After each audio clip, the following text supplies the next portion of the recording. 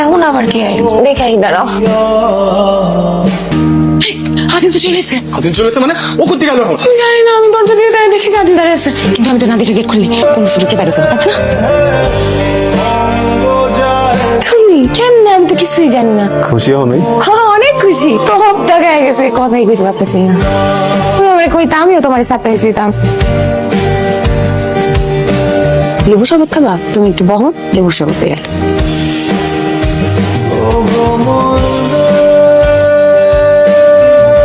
তুই যে ভাবিরে যেই পরিমাণ মহব্বত করতি এটা তো আমরা সবাই জানি। তোর সাথে হবে কিসের জন্য কত? ব্যাপারটা তখন অন্য লাইনে চলে গেছে।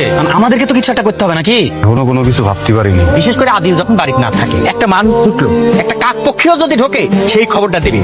ঠিক আছে ভাই।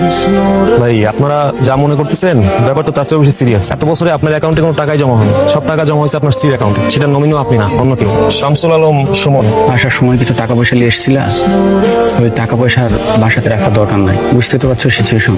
আমার এত কষ্টে জমানো টাকা, উত্তর মতো জঞ্জালে ঘুমাইছি, দুপুরবেলা ঠিক মতো খেতে পারিনি। কামটা কি করছো? দুনিয়াটা কেমনে চলে এটা বুঝো? আরে ও তো পুরা ধরা খাইয়া বসে আছে।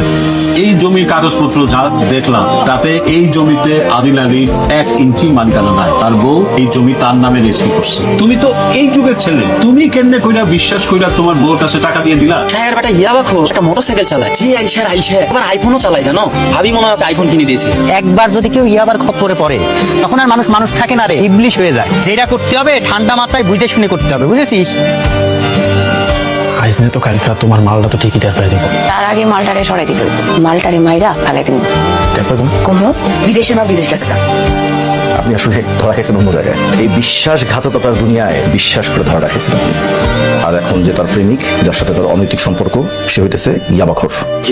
তারা দুজনে মিললে আপনার সাথে ভয়ঙ্কর কিছু করবে। ভবিষ্যতে যে কি হবে সেটা তার ক্ষতি পারতেছি না। তুমি কি করে? একটু সাবধানে থাকেন। বাসায় পাড়ার পক্ষে কোনো খাবার দাবার খাবেন না। আর এই যে বন্ধু বান্ধব আশেপাশে রাখবেন সবসময়। আরে তুই এই আদিল টপকাই দেওয়ার সময় লইতে পারি আমরা। না, এটা তো হয়ে গেল না।